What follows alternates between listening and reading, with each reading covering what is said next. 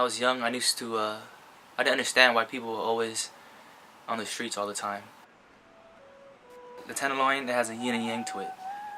Growing up here, you're gonna have to struggle and all that. There's a bad to it, but at the same time, it teaches you hard work.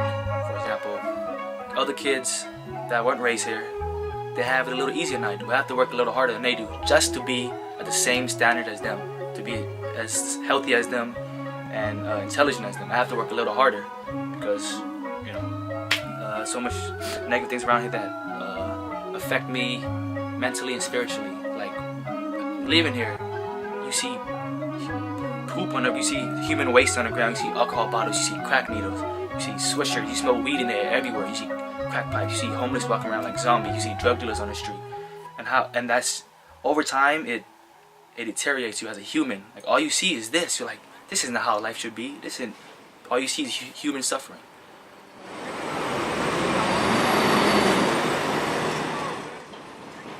The average perception of a Tenderloin kid,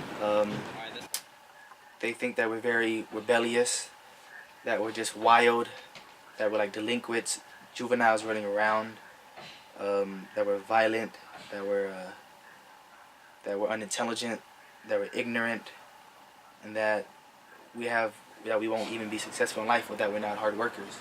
Sure, there are kids out here that do bad things, but it really is not their fault. They're not dumb. They're misguided. That's two very different things. Misguided is they don't know what they're doing. There's nobody to tell that kid, hey, pull your pants up. You know what I mean? There's nobody, no authority figures to help these kids realize that some of the things that they're doing wrong and that they do have to make a change in their life. For example, me growing up, I was not always the best kid around. You know, again, fights, very rebellious, argumentative with the adults. But as I got older, I started to realize, hey man, I don't want to live this type of life. I'm not this type of person. You know what I mean? People that live out here, all they see is other drug dealers and people with pants sagging and Jordans and bling and all that. So they want to imitate that. So the only role models on the streets are those people. They escorted all Southeast Asians and they put them in this neighborhood, single occupancy. So these apartments are made for one people, but they brought them along and then put these Asian people who just escaped from a genocide, like violence and all. They just escaped from that, like traumatized, and now they're here placed in single occupancy homes, trying to raise a family with all this negativity around, the worst neighborhood. So the first generation that was brought here, I was second generation. My first generation that was brought here, they all moved out now. But as I've seen pictures and learned about, like, there was tons of Cambodians in Tenderloin, like about 14 years ago, and it was hectic. It was like a bunch of gangs and violence and all that running around because there wasn't any programs or facilities to help them. And now they some of them still sell drugs on the street, even around here. Some of them moved out, never came back. Families just move out because, like I said, they don't want to stay. They want to escape from there. Take humans from an area where it's all violence and to put them into an area where it's violence and drugs, it doesn't rehab the person. It makes it worse. Kids that grow up in America whose parents are immigrants, they don't get the full experience of their culture because they weren't raised in their country. They're raised here. So their top influence is not an Asian influence. It's an American influence. Because when you watch TV, you don't see any Asians on TV. When you watch movies, you don't see any Asians in the movies. Everything, any type of media, culture, anytime you find on TV, you won't find it. All you hear is American. I used to feel proud that I grew up in America because there's so much opportunities here, but I'm starting to realize growing up in America, American society destroys you without you even knowing it. It brainwashes you to think about material things, to put profit and money over ethics and morals. Some people might say, oh yeah, I know about my culture, but have you visited that country? You don't know its true culture. You've been raised in America. You're an American. You're not an Asian American. You're an American because you haven't visited your country, so you can't say that you're part of that culture.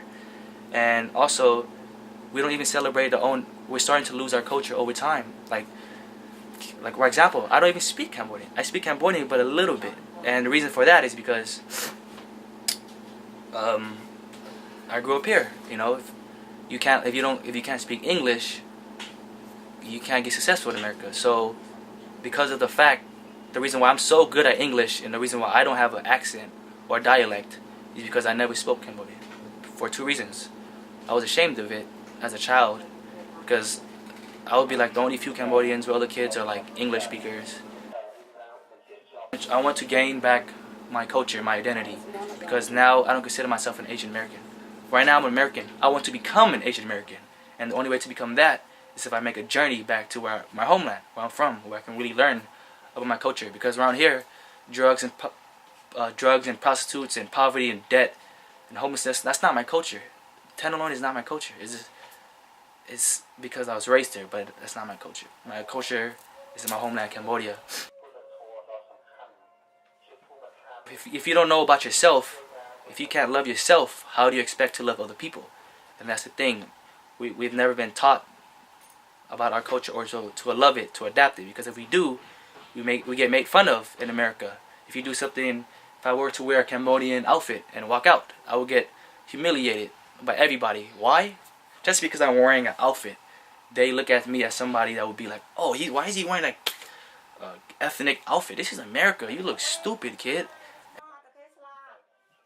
Me and my parents have two very different cultures and thought patterns, philosophies, and attitudes.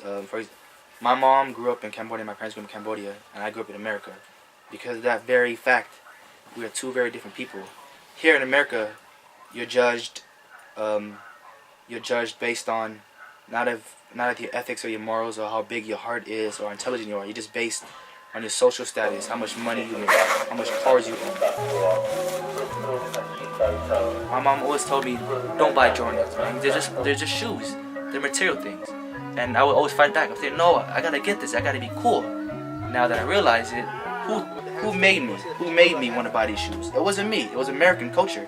You know, that your outfit should depend on your character. That your outfit determines what type of person you are, your personality, your ethics, and your morals, and how you treat people and your perceptions on things. But that's stupid. My mom told me, she said, Meng, I don't care how much money you ever make, I don't care what type of job you have. The most important thing that you should ever have is a big heart and a big brain. She said, I'd rather have you be a poor man who has his ethics right, his heart right, than be a businessman who makes tons of money but is doing evil things. You know, I'd be like, Mom, I'm gonna be rich one day. I'm gonna buy you a car. I'm gonna buy you a big house. She said, I don't want none of that, man. You don't have to get me those material things. I just want a simple life to be happy.